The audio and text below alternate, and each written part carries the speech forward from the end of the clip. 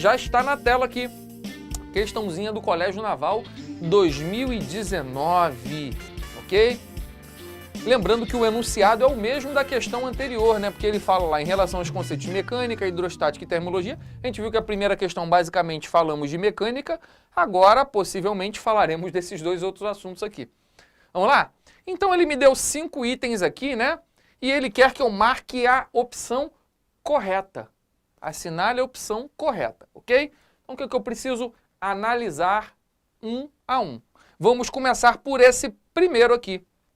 Ele diz assim: a transferência de calor por condução e convecção é possível através do vácuo.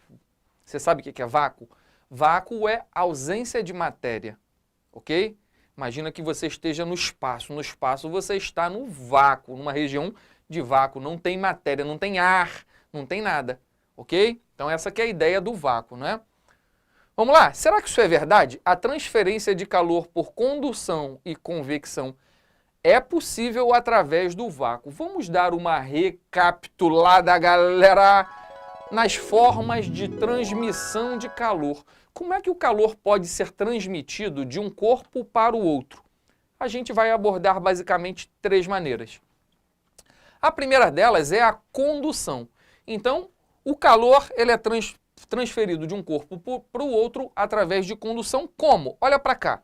Imagina que você está com um bastão aqui de um metal qualquer e você foi lá e colocou ele sobre o fogo, a pontinha dele.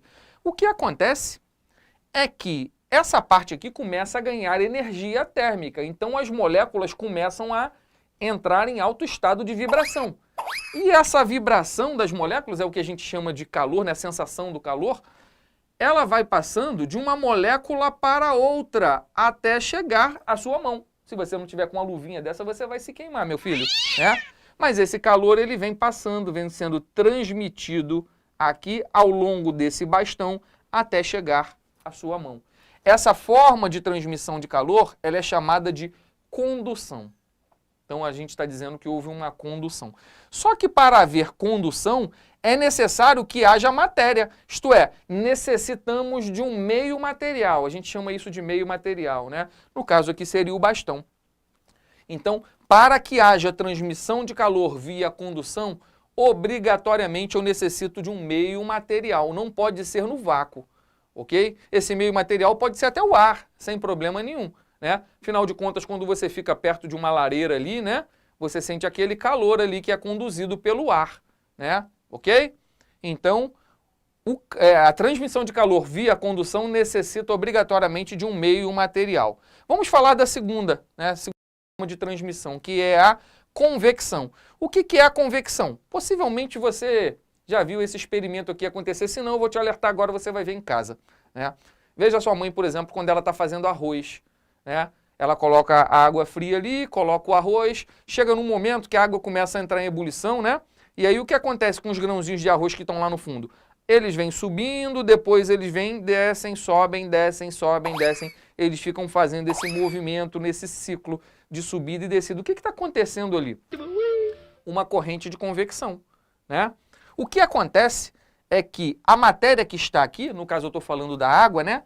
Ela começa a ser aquecida, as moléculas começam a entrar em vibração e a densidade dela diminui, porque ela aumenta de volume, né? Continua com a mesma massa, aumenta volume, a densidade diminui. Logo, se a densidade diminui, ela sobe. Ao passo que a que está lá em cima está mais fria, com uma densidade maior, desce. E aí ela começa a ser aquecida de novo, e essa aqui sobe, resfria, e aí ela fica fazendo esse ciclo, ok? Esse ciclo aqui, né? Essa ideia aqui é chamada de convecção. É uma forma de transmissão de calor. Está havendo uma corrente de convecção aqui, né? Então, devido a essa, em geral, né? Devido a essa diferença de densidade que ocorre, por exemplo, aqui no líquido. Então, aqueceu, né? Dilatou, né? Diminuiu a densidade, subiu. Resfriou, desceu. Esquentou, subiu, resfriou, desceu. É por isso, por exemplo, que a gente coloca os ar-condicionados sempre na parte superior, né, da nossa parede. Não se deve colocar um ar-condicionado na parte de baixo. Por quê? Se você coloca ele na parte de baixo, o ar frio ele é mais denso, ele vai continuar ficando embaixo. E aí a parte de cima do seu quarto vai continuar quente. Então a gente coloca o ar-condicionado na parte de cima Por quê? Porque o ar quente de baixo vai subir, o ar frio vai descer, vai haver aquela troca de calor ali, ok? Por convecção. Beleza, galera? Existe inclusive, Jansen, para quem já viu aquele desenho Procurando Nemo, pena que a gente não pode colocar aqui, senão o YouTube vai bloquear a gente, Jansen. Mas tem um determinado momento do desenho lá que o peixe tá querendo chegar lá na Austrália, né?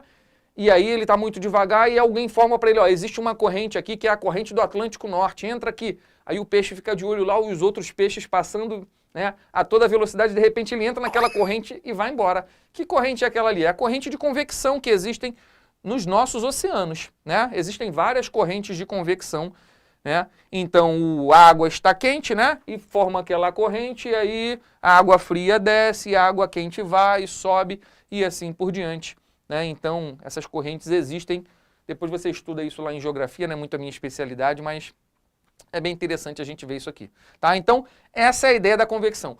A grande questão é que a convecção ela também necessita de um meio material. Eu preciso da água aqui, por exemplo. Ok? A convecção, assim como a condução, necessita de um meio material. Anotou isso? E a última forma de transmissão de calor que a gente vai falar aqui é a irradiação. Ok? Essa irradiação, ela se dá através de ondas eletromagnéticas e não ondas mecânicas, ondas eletromagnéticas. Se fossem ondas mecânicas, necessitaria de meio material. As ondas eletromagnéticas não necessitam de um meio material para se propagar. Por exemplo, ondas de rádio, ondas de luz, né? No caso aqui, né, por exemplo, o Sol, né? O Sol manda para a gente calor como?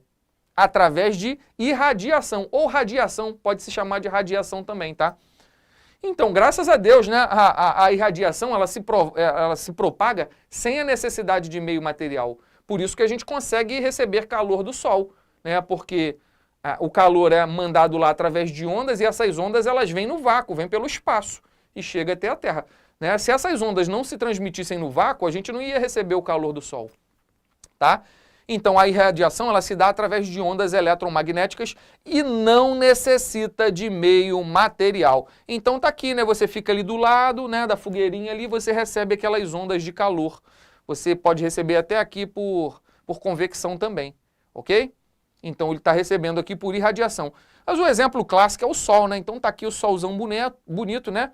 Mandando radiação aqui para o nosso querido planeta Terra. Ok, galera? Show de bola? Então esse foi o nosso resuminho aí, né? Condução, convecção e radiação. Condução precisa de meio material, convecção também e radiação não precisa. Vamos voltar aqui para a nossa primeira afirmativa. Ele diz assim, a transferência de calor por condução e convecção é possível através do vácuo. Opa! Não é possível, meu filho. Através do vácuo não é possível, só a irradiação. Então, essa afirmativa aqui é falsa.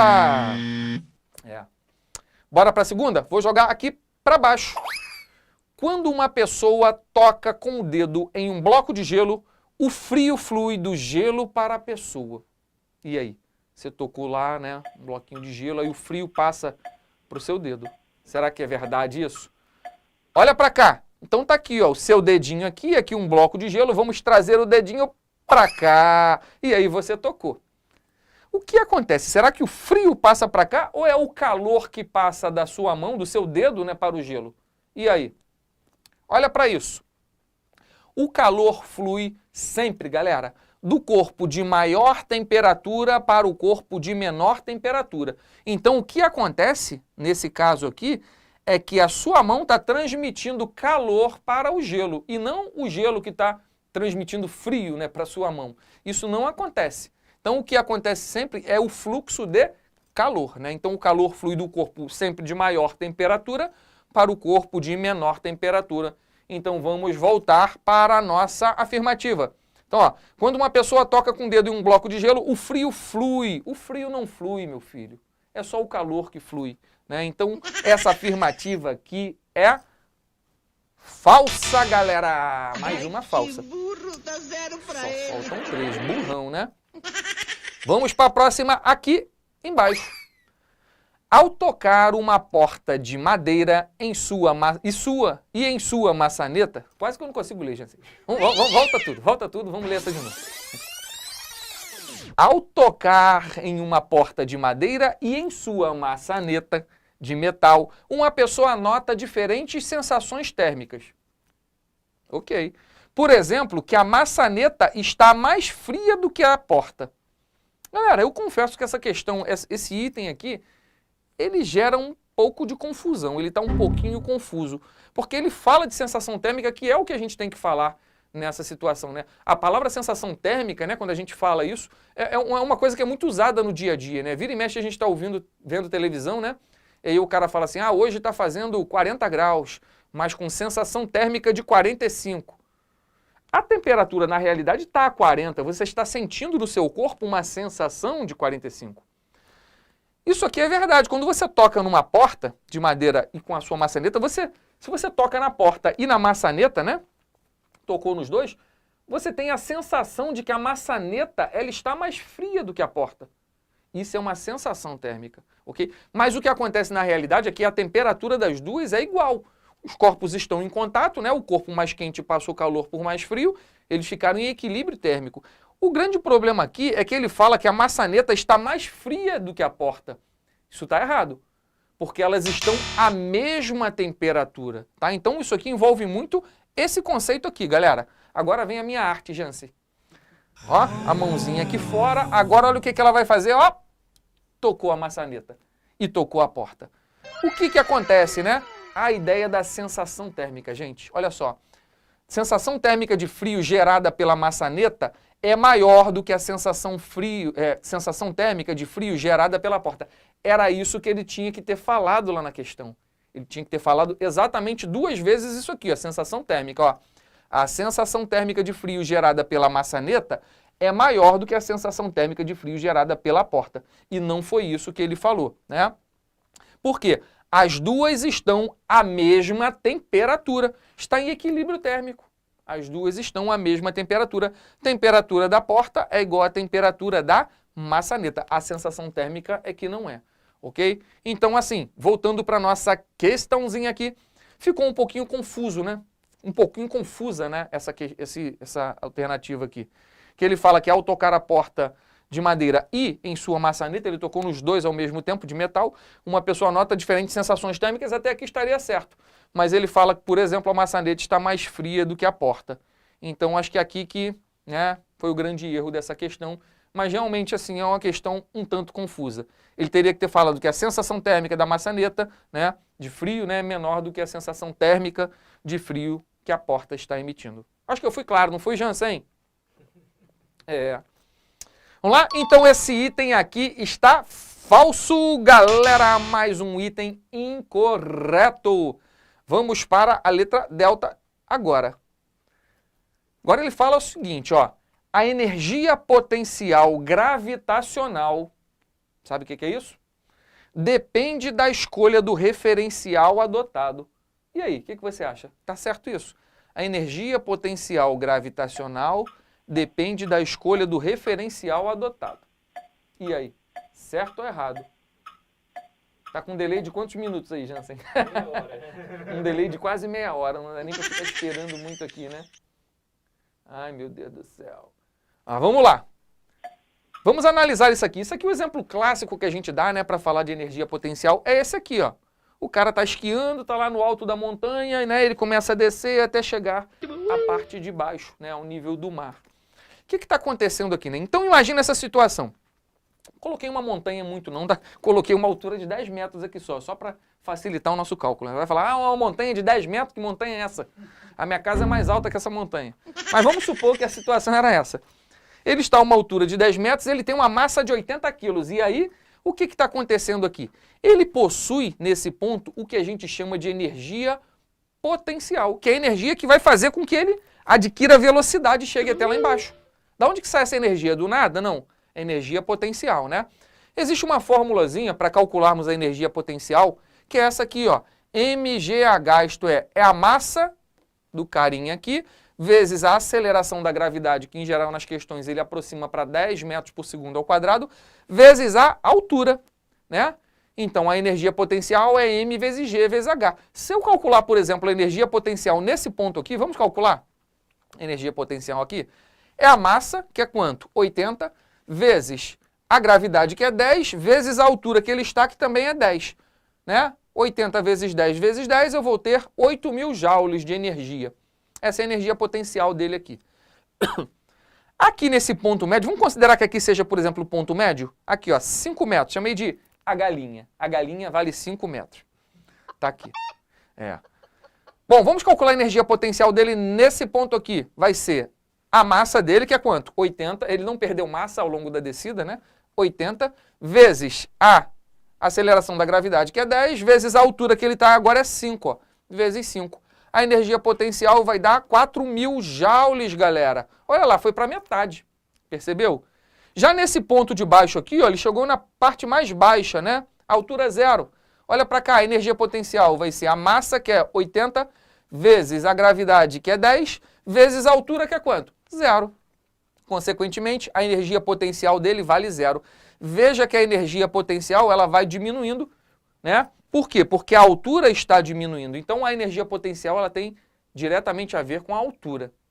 Aí você pergunta assim, professor, mas essa energia foi para onde? Ela foi perdida? Não, ela foi transformada, né? Na natureza nada se perde, nada se cria, tudo se transforma. Na verdade, existe um princípio chamado princípio da conservação da energia, né? Que a gente fala, inclusive, lá na abertura, Jansen. Foi o princípio da conservação da energia, né? A energia mecânica, ela é conservada. E a energia mecânica nada mais é do que a soma de energia cinética com energia potencial. A energia potencial é a energia que tem a ver com a altura. E a cinética é a que tem a ver com o movimento, com a velocidade, né? Que é mv2 sobre 2, massa vezes velocidade ao quadrado sobre 2. Então, o que está acontecendo aqui é que a energia potencial está sendo convertida em energia cinética. Aqui no início, como ele estava com velocidade 0, a energia cinética vale 0, ele não tinha movimento. Aqui no final, ele estava com a velocidade máxima dele, então a energia cinética é máxima. Então, o que a gente entende é que a conservação da energia aconteceu aqui, a energia potencial foi transformada em energia cinética. Claro que existe uma perda também de energia devido ao atrito, né? A gente teria que levar em consideração isso, mas não vamos. Ok, galera? Então essa é a ideia, ok? Vamos voltar para o nosso item. Diz assim, ó. A energia potencial depende da escolha do referencial adotado? Certa resposta! Galera, essa resposta está certíssima, ok? Depende do referencial. Se eu tiver numa altitude maior, eu tenho mais energia potencial do que na parte de baixo. Então vamos marcar agora o nosso gabarito na letra delta, galera. Ok?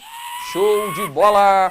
Vamos analisar o último item? Bora pra cá, Jansen, joga pra cá, analisa o último. Vamos lá. O módulo do empuxo exercido por um líquido sobre um corpo totalmente submerso neste líquido é sempre igual ao módulo do peso do corpo. Ele está me dizendo que o empuxo ele é sempre igual ao peso do corpo. Será que isso é verdade? Espero que não, né? Senão teremos 2 gabaritos aqui na nossa questão. Mas já que a gente deu uma relembrada em tudo, vamos relembrar sobre empuxo também, galera? Olha para cá. Olha para cá, galera. Então aqui está a famosa figurinha de Arquimedes. Já ouviu falar de Arquimedes? Diz a história, né, que Arquimedes estava tomando banho em sua banheira e, de repente, ele descobriu o empuxo. E aí, disseram que ele ficou tão feliz que ele saiu correndo pelas ruas, pelado, gritando Eureka! Daí, galera, né, aquela palavra que vira e mexe a gente fala, Eureka. Eureka é uma palavra atribuída pela primeira vez a Arquimedes, por ter descobrido esse princípio aqui, princípio do empuxo, por isso ele ficou conhecido como o princípio de Arquimedes, galera. Então diz assim, ó, o que é empuxo? É uma força vertical de baixo para cima. Galera, o empuxo é sempre vertical de baixo para cima, ok?